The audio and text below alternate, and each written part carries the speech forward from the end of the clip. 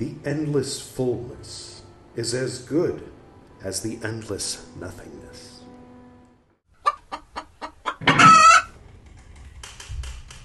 Welcome back. This is Chicken Philosophy. Carl Jung's Black Books, Part 40. If you'd like to start at the beginning, you can click here. That's the playlist for Carl Jung's Black Books. Otherwise, you can start here. Or perhaps you are a returner, in which case, hi.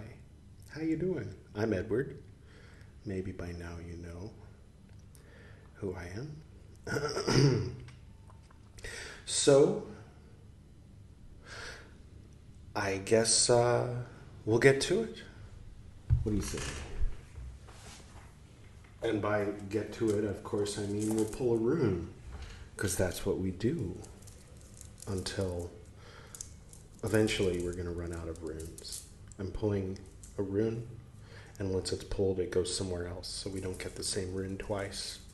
And we learn, because I never really made a serious study of it. Honestly, it's funny. There's some people who, because they're very proud of their Viking heritage, they like runes. And there are others, very different people, who aren't necessarily like very proud of anything to do with Viking heritage, but they feel that it would be cultural appropriation if they were to be into anything else besides Vikings and Celts. And I'm neither of those. Not particularly proud to be descended from Vikings, but I'm not like, I see this more as a vehicle. Not that I don't acknowledge that things that I take for granted have to do with history and groups and my ancestors and stuff like that, and I've gone through my processes. I'm not going to lay all that out in front of you right now, but I've gone through processes to come to terms with all that for, as far as my vehicle goes. People who drive around in Nissans might have to come to terms with the fact that Nissan was once Datsun, and Datsun once made, airplanes that were used in kamikaze bombings, things like that. Similarly, never mind. I'll just get to the rune pull, shall I? But my point is, I was more the sort of person who was like more actively not interested in Viking heritage, more in the Celt. I mean, my dad too.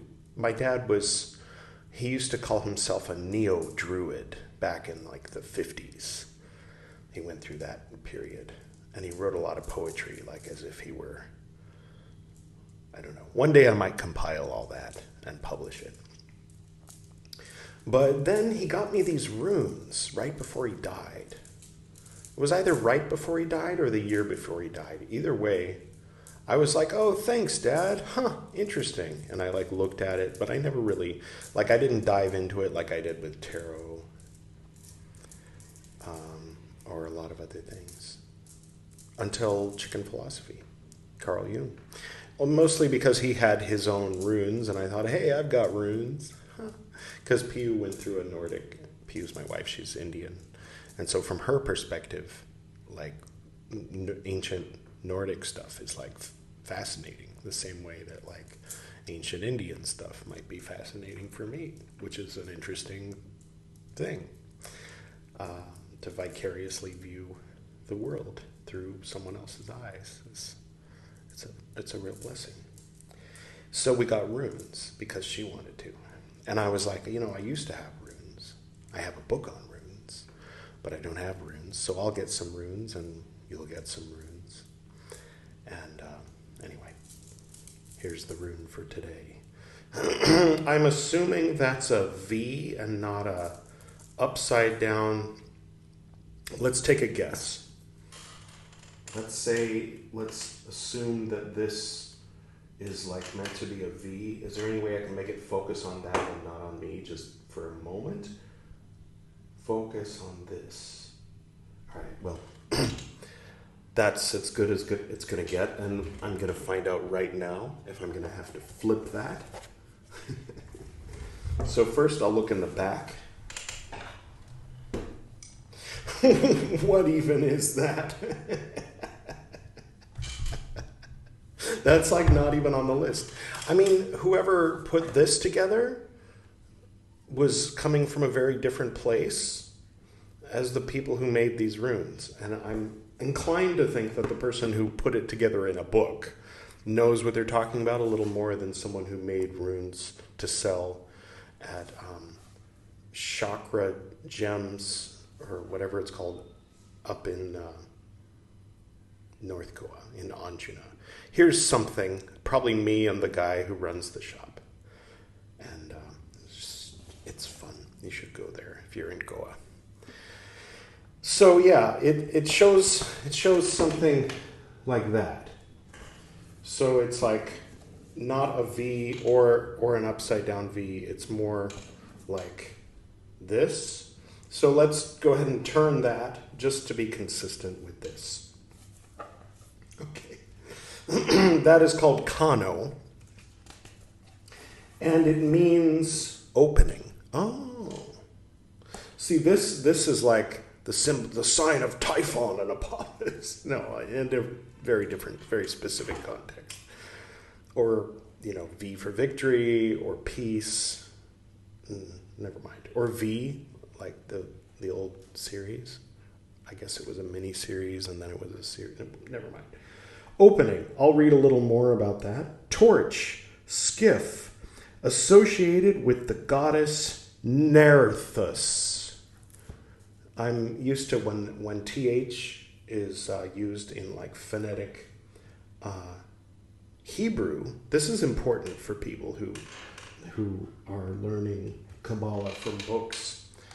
TH never means th if you're talking about Hebrew. And quite often it doesn't mean th if you're talking about Hindi, but sometimes it does, and that's confusing. So there's a soft T, and then there's the TH, and then there's a TH with an extra H sound in it. I've been here 6 years, and I'm still, like, not even really a nursery schooler when it comes to knowledge of Hindi. I think I'll work on that. I think if I put as much energy into that as I put into this silly chicken philosophy project, then I will eventually learn it. Okay, so I will go ahead and eventually get to the reading. Editor Edward, would you cue up some music? Now, the music that you're hearing right now is something that me in the future, the one that I call Editor Edward. Editor Edward, if you would please say hi or wave. Anyway, he chose based on his foreknowledge, which for him is just knowledge. For me, if I were to know what you're hearing right now, what music that is, it would be based on foreknowledge that I don't have. But it's not. It's based on his knowledge of what I don't know, which is to say, the content of today's recital. He's choosing the music. He chose the music. He will choose the music based on the content of what we're going to read.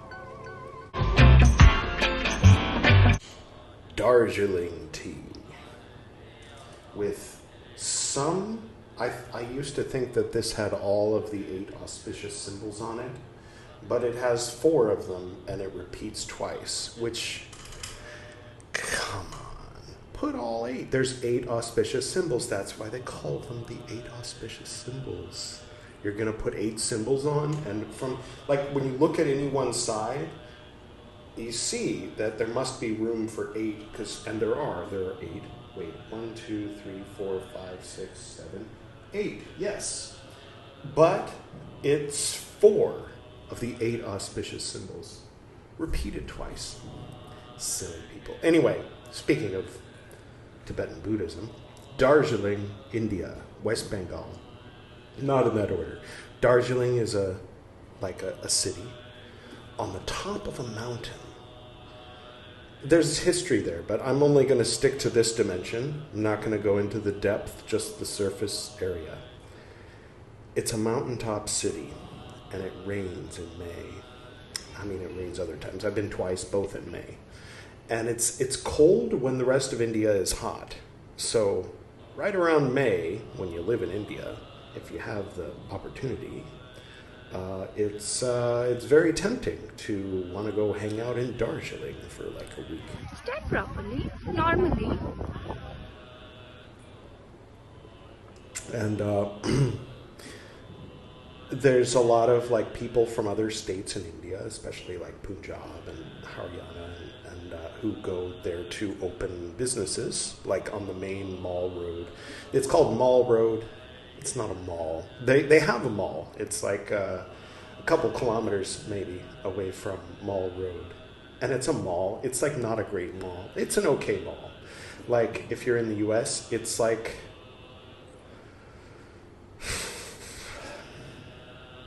not the worst mall that you've ever seen, but close. So it's like it's technically a mall. You know, a lot of this, like half the stores are like there's nobody there, like not closed. They just haven't opened. You know, there's room for more businesses, and it's fine. There's a place there that's like a general supply store. So I ended up going there for luggage. It was just the most convenient local place. Because where we were staying was up a lot of stairs, and you go down a lot of stairs and turn left, and there's the mall. And also, when you get to the bottom of the stairs and turn left, there was this tiny little shop. It's very small, half the size, maybe half the size of the room I'm in right now. And it was filled with like hundreds of Tibetan Buddhist statues and Hindu statues, some. There's a lot of overlap when it comes to like Tibetan Tantric Buddhism technically. But people hear Tantric, they go, oh, come on. It means like post 4th century AD Buddhism, when they got into like having certain types of chanting and incense and mandalas and bells and stuff like that. Anyway, in the beginning there weren't a lot of, well, there was actually in the very beginning a couple of the main guys, I think Brahma and I want to say Vishnu, but it might have been Brahma and someone else, like one of the top guys in Hinduism. Like, okay. There's two. I'm mixing up two things. There's a story that was told to me that I haven't yet read in the scriptures, or Pymander hasn't yet read in the scriptures. It's me in a different outfit. You know the drill by now, right? Not actually multiple personality disorder, but I play one on TV. I mean, everybody does, like Joaquin Phoenix as the Joker and the Emperor in Gladiator. It's sort of similar to that, except that Edward is one of them, so it's confusing on that level. But he's probably the most genuine, I'd say. But I might be biased. Anyway, the point is, what was the point? Right, the story that I have read in the scripture is Brahma comes down before Lord Buddha after he's achieved enlightenment, and someone comes along and says, hey, could you help me achieve enlightenment? He's like, yeah, sure. And then he decides later, he's like, I don't think I should be taking on students. And this is from pre-sectarian early Buddhism, so this is as close to the real story of what happened as you're going to get. the other stories are good. They're good stories, like the Mahayana Sutras and so on. But, I mean, these are like a few centuries after it all went down. This was written down. That Brahma appeared before Lord Buddha and said, dude. I mean, he didn't say dude, but he said, basically, I'm putting it in my own words.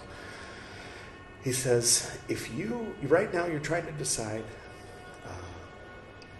whether or not you're going to teach. And Buddha's thinking, he's at the point where he's thinking, what's the point? Everyone, literally everyone, is just obsessed with some combination of ego, lust, pride, and greed. And to tell people to take a path that includes none of these, who's going to be able to succeed in doing it, you know? And so he's like, there's no point in teaching. It's okay, great, I'm enlightened, that's nice. I'll just be enlightened and live out the rest of my life. But Brahma shows up and says, if you don't teach, it's going to be really bad for the future of the human race, you know? And if you do teach, you'll have created a way that people can escape the wheel of suffering. And so he was like, okay, all right. You know, basically he didn't struggle too much. I mean, he was really kind of doubting, like, it's going to be difficult. Like, people are not going to be able to walk this path. Anyway. But yeah, so the other story is that I think Vishnu and Brahma or something like that show up in the form of two deer. And Lord Buddha preaches his, you know, it's the first time he's taught anyone. He teaches it to these two deer that are actually Brahma and Vishnu, I think.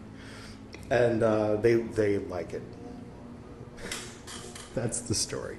But that wasn't, I haven't read that. That was told to me, so I don't know where that story comes from. Okay, this is about enough of an introduction, I'd say. Shall we get to the reading?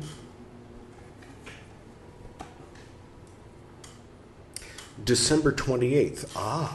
He took a day off. You remember December 26th was the red man, that red night that was joy? 2 days later, on December 28th of 1913. Here we go. Where shall I reach out my hand? What should it grasp? To what vision is my gaze turning? The endless fullness is as good as the endless nothingness. I love that quote.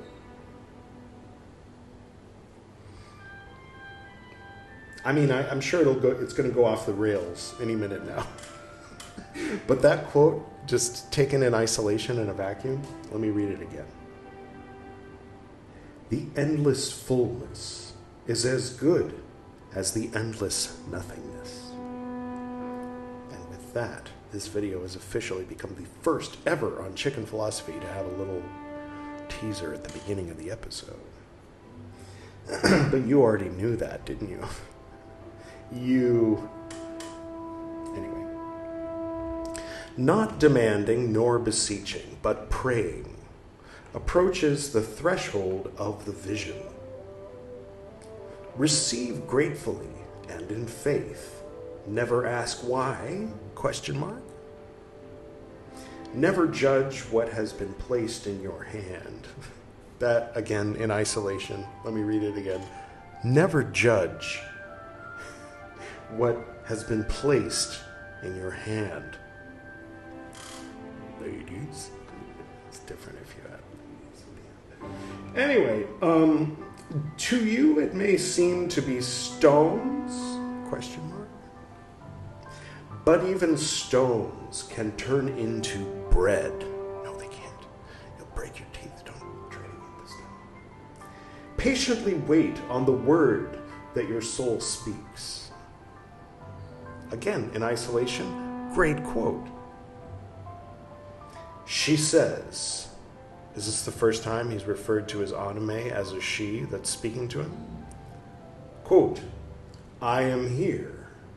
Where have you been? Or is he talking about Salome? End quote.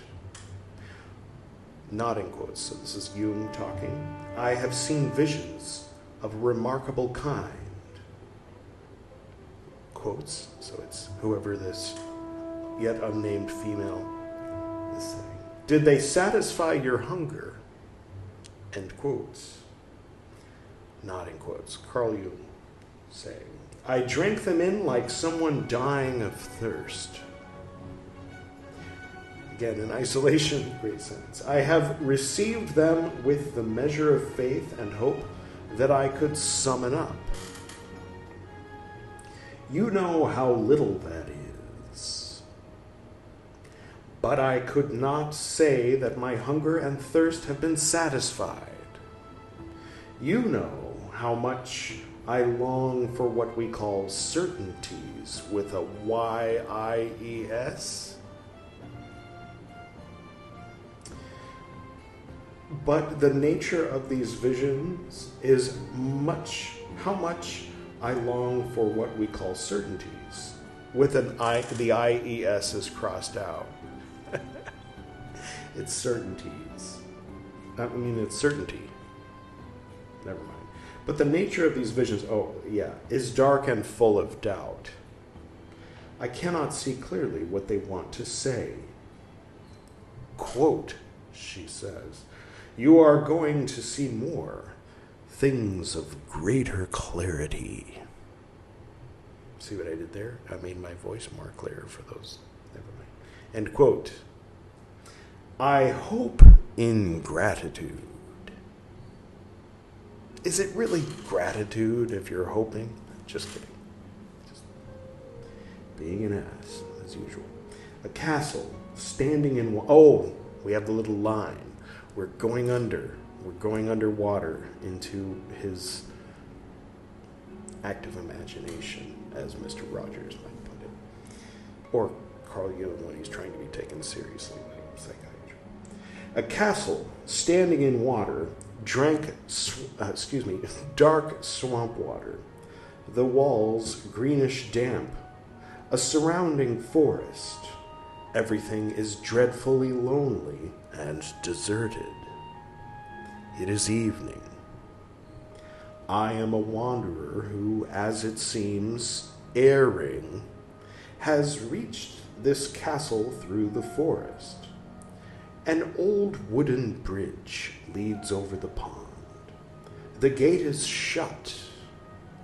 I knock with the door knocker. In isolation. A really good sentence, but it has a comma at the end because it goes on. Because it seemed to me as if there was light in one of the windows. I wait. It is raining and night falls. I wait and knock again. Now I hear steps. Someone opens. A man. Similar to a servant with a harsh face in medieval attire. Opens and asks what I want. I would like lodging for the night. The servant lets me enter a low, dark vestibule, black oak furniture. I am led up an old stairway. At the top, a higher and wider corridor with whitewashed walls, lined with stone chests and deer antlers. I am led into a kind of reception room. It is a simple space with plain, unholstered furniture. I'm doing really well here. A hazy, dim light of a hanging lamp lights the room only very meagerly. The servant knocks on a side door and then quietly opens it. I scan it swiftly. It's a scholar's study with bookshelves on all four walls, a large writing desk at which an old man sits wearing a long black robe. He is occupied with reading and writing. He beckons me to come in. I enter the room. The air in the room is heavy, the old man seems careworn. He is not without dignity, but has that modest, fearful look of scholarly men who have long since been squashed to nothing by the abundance of what can be experienced and known. I think a real scholar who has learned great modesty before the immensity of knowledge and has entirely given himself to the material of science and research, anxiously and equally appraising, as if he personally had to represent the working out of scientific truth.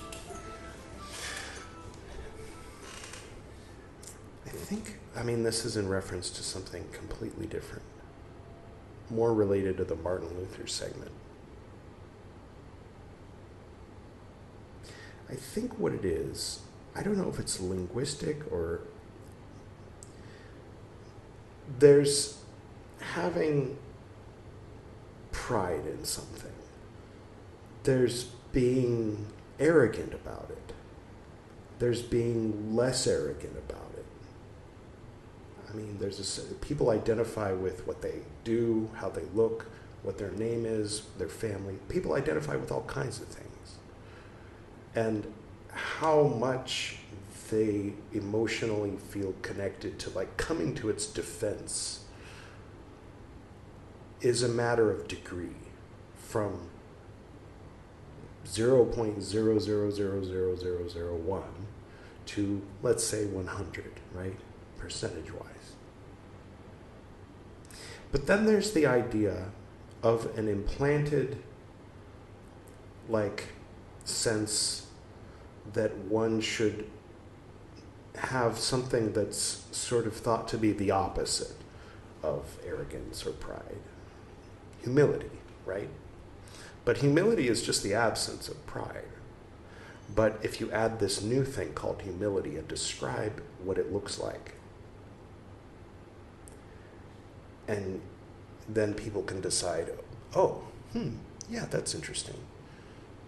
A person could be like that. But then to come along and have everybody get yelled at by the likes of Martin Luther that you're supposed to have it, God damn it, or you're gonna burn in hell, to like scare everybody into being decent people, to try to have, for whatever reason, because you think God wants you to, or because you're trying to make society operate in a particular way, or both. That's a thing. And I guess, it has varying degrees of toxicity, like many things do, from 0.00001 to 100. Okay, that was it. Let's get back to the reading. Sorry.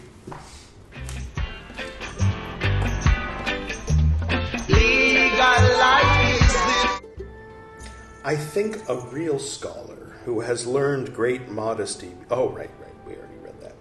He greets me, embarrassed, as if defensive. I do not wonder about this, since I look like an ordinary person. Same page. Today.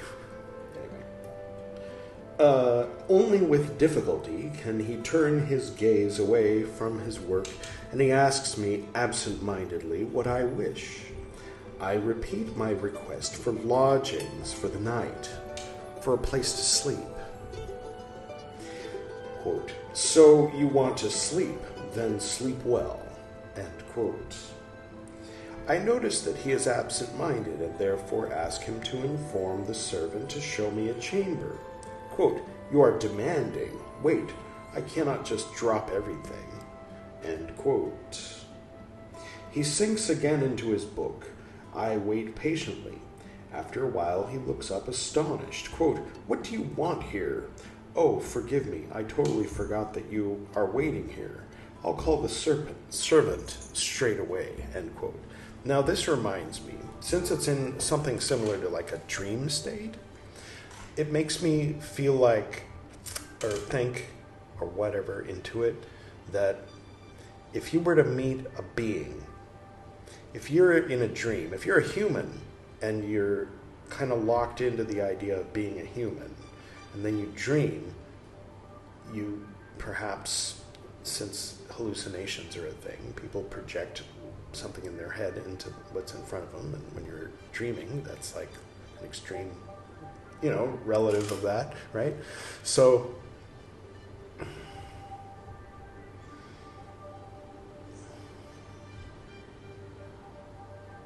if you meet someone that's on another plane and you're stuck being human and you tell them, I'm looking for a place to sleep, or give me a place to sleep, you seem to be in charge here, and they're like, what?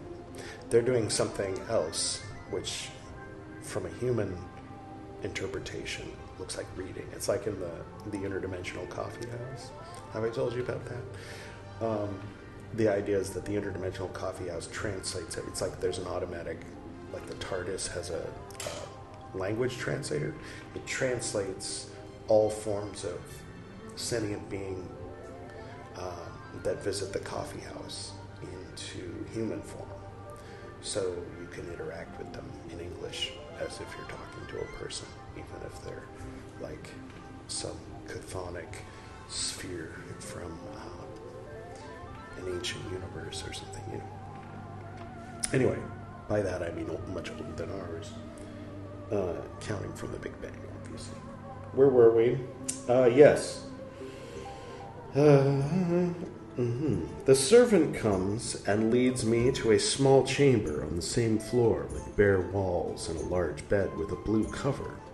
He wishes me good night and closes the door. I undress immediately and go to bed, after I have snuffed out the light with a pointed copper snuffer that lay next to the candle. I've got one of those. A tallow candle that seemed unusual. The sheet is uncommonly rough, the pillow hard. My errant way has led me to a strange place, a small old castle, whose scholarly owner is apparently spending the evening of his life alone with his books. No one else seems to be living in the house, apart from the servant who lives over there in the gatehouse. An ideal, though fairly solitary existence, this life of the old man with his books, I think. The thought that the old man has hidden a beautiful young daughter here doesn't let go of me. Oh, Carl. A vulgar idea from a novel, an insipid, worn-out theme, but the romantic can be felt in every limb. Every limb? Sorry. A real novelistic idea. A castle in a forest, solitary, an old man petrified in his books, protecting a costly treasure and enviously hiding it from all the world. What ridiculous thoughts come to me. Is it hell or purgatory that I must also contrive such childish fantasies on my nocturnal wanderings? But I feel impotent to elevate my thoughts to something higher or more beautiful. I suppose I must allow these thoughts to come. What good would it do to push them away? They will come again. Better to swallow this stale drink than keep it in the mouth. Okay. So what does she look like, this boring heroine of the novel? Surely blonde, pale, water blue eyes, hoping longingly that every lost wanderer is her savior from the paternal prison. Oh, I know this hackneyed nonsense. I'd rather sleep. Why the devil must I plague myself with such empty fantasies? Sleep does not come. I toss and turn, but sleep does not come. Must I harbor this unsaved soul in myself? And is it that this will not let me sleep? Have I such a novelistic soul? It is agonizingly ridiculous. Does this bitterest of all drinks never end? It must already be midnight, and still no sleep. What in the wide world, then, won't let me sleep? Is it something to do with this chamber?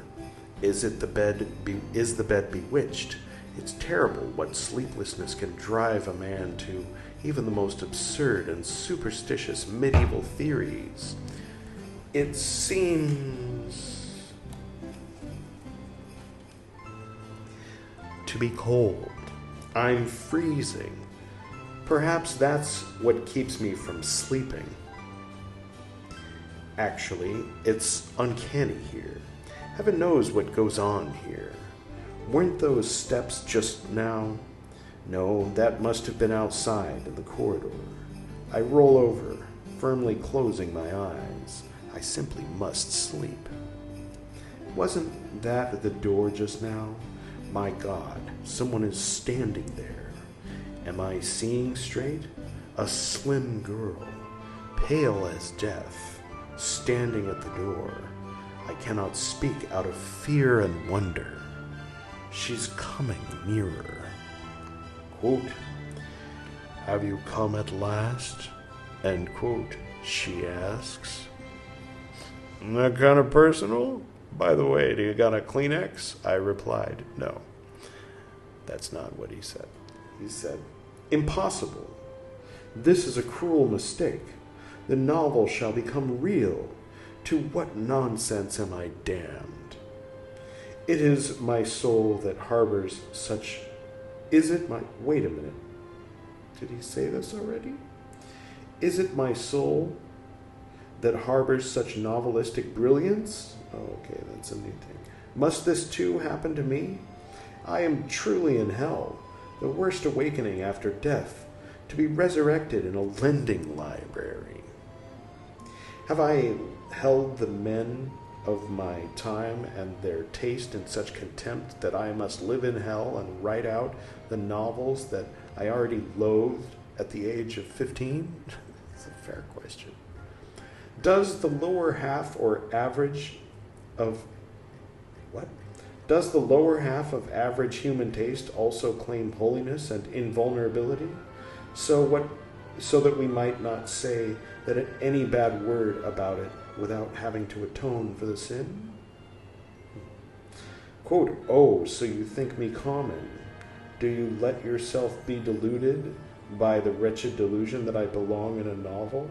You as well, whom I hoped had thrown off appearances and striven after the essence of things."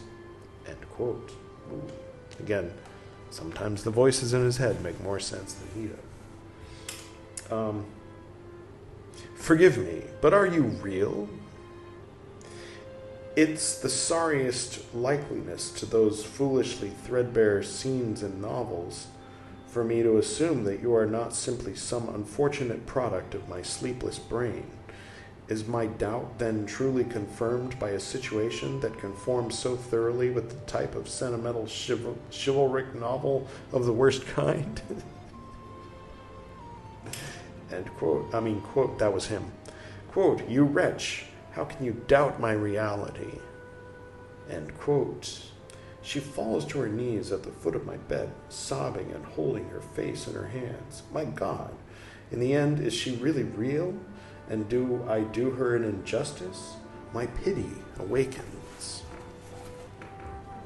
But for heaven's sake, tell me one thing. Are you real? Though as a reality, must I take you seriously?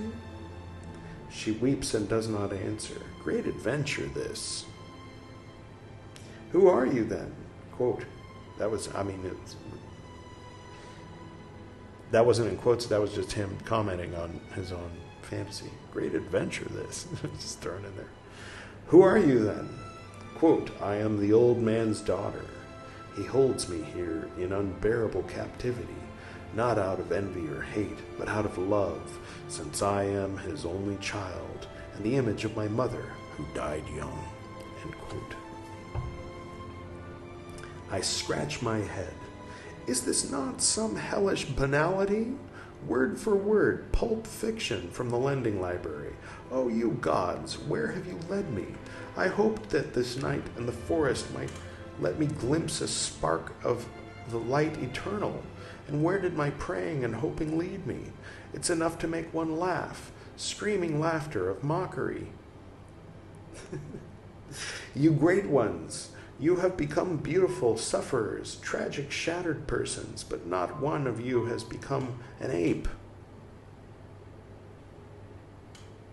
Even in hell you were able to secure grace, this loveliest of mankind's goods. To you, the banal and eternally ridiculous, the unutterably hackneyed and emptied out, has been delivered in your uplifting praying hands like a gift of heaven. Is this my part? But still she lies there, crying. Yet what if she were real? Then she would be worth feeling sorry for. Every man would have compassion for her. If she is a decent girl, what must it have cost her to enter into the room of a strange man? How she must have suffered to overcome her shame in this way. My dear child, I believe you, despite all and everything, that you are real, but what can I do for you? Quote, finally, a word from a human mouth. End quote. She gets up, her face beaming. She is beautiful like an angel. A deep purity rests in her look. She has a soul, beautiful and unworldly. A soul that wants to come into the life of reality, to all reality's worth of pity, that desolates souls, besmirches, rends, and cleanses again. Oh, this beauty of the soul. Wow, this is escalating quickly. When she descends blinded into the bath of filth after having been utterly lost, she innocently dives upward again through the twilights into the realm of the eternal light. What a spectacle! Quote, what can you do for me? I have already done much for me. You spoke the redeeming word when you no longer placed the banal between you and me. Know then, I was bewitched by the banal. End quote.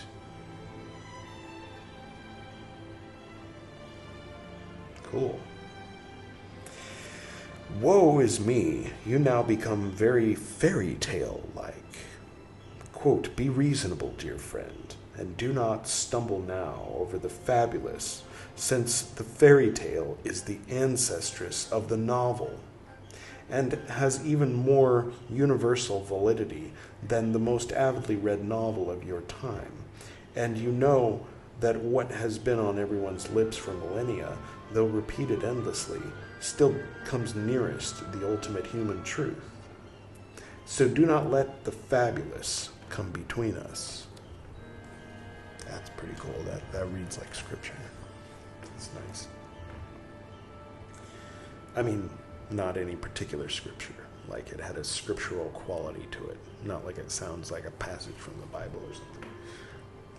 You know what I mean? Never mind. Okay. You are clever. This is still in quotes. You are clever and do not seem to have inherited the wisdom of your father. Well, get personal, will you? But tell me, what do you think of the divinity of the so-called ultimate truths? I found it very strange to seek them in banality. According to their nature, they must be quite uncommon. Think only of our great philosophers. Quote, these truths are indeed uncommon. All of that is crossed out. So this is her talking, but he crossed out something. That's interesting. He crossed out, these truths are indeed uncommon, and instead wrote, the more uncommon these highest truths are, the more inhuman they be, and the less they speak to you as something valuable or meaningful concerning human essence and being. Only what is human and what you call banal and hackneyed contains the wisdom that you seek. The banal, cross out banal, novelistic, and even cross out even, especially the fabulous, does not speak against me, and cross out and, but for me, and proves how universally human I am, and how much I too not only need redemption, but also deserve it. For I can live in the world of reality as well or better than many others of my sex. She said sex. End quote. Strange maiden, you are, not in quotes, this is Jung talking. Strange maiden, you are bewildering. When I saw your father, I hoped he would invite me to a scholarly conversation. He did not. And I was slightly aggrieved at him because of this, since his distracted slackness hurt my dignity. Sorry. But with you, I find it much better. You give me matters to ponder. You are uncommon. Quote, this is her responding. You are mistaken, I am very common. End quote. I can't believe that. How beautiful and worthy of adoration is the expression of your soul in your eyes. Happy and enviable is the man who will free you. Quote, do you love me? She says, end quote.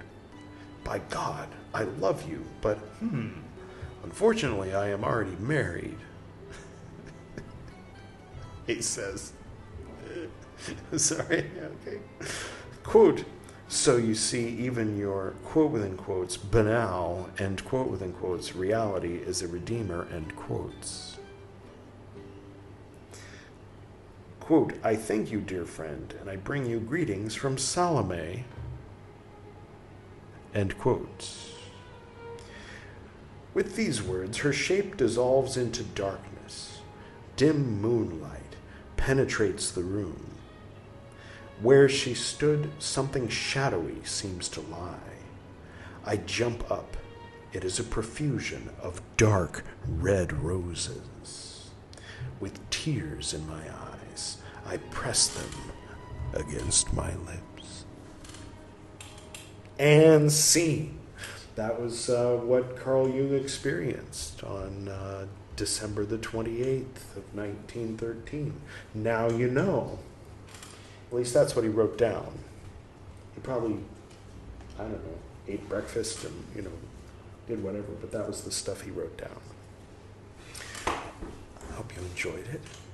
This turned out to be a little bit of a long one.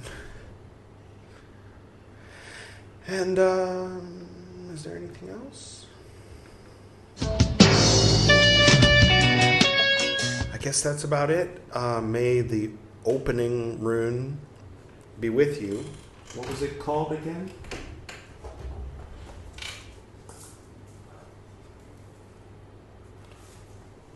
Ragu? Kano. The opening rune. Not a V, or maybe it is, but it seems to be a greater than symbol. Right? Or is that a less than? That's a less than, technically. But it's opening. It's a mouth. Never mind. Pac-Man mouth. I hope you all have a wonderful Wednesday or whatever day it is for you. Do you know, speaking of runes and Norse, you know all that stuff, right? Probably. I mean, it depends. Maybe you don't know. I mean, not you. You know, obviously, but the other person also watching this video. That the days of the week in English are named after Norse gods, except for Saturday and Sunday. Well, Sunday is actually named after, it's related to Sunna, which if you Google, you end up finding Sunna, which is like related to Sunni, I guess, or maybe not, I don't know, it's something like that. But if you search for Sunna goddess, then you can read about the goddess that the sun is named after. But Saturn, of course, is Roman. And he's based on Cronus. He's Greek. And he's a titan, not a god. But the other days of the week, honestly, I don't think I can rattle them all off. Moon is named after the moon. Obviously.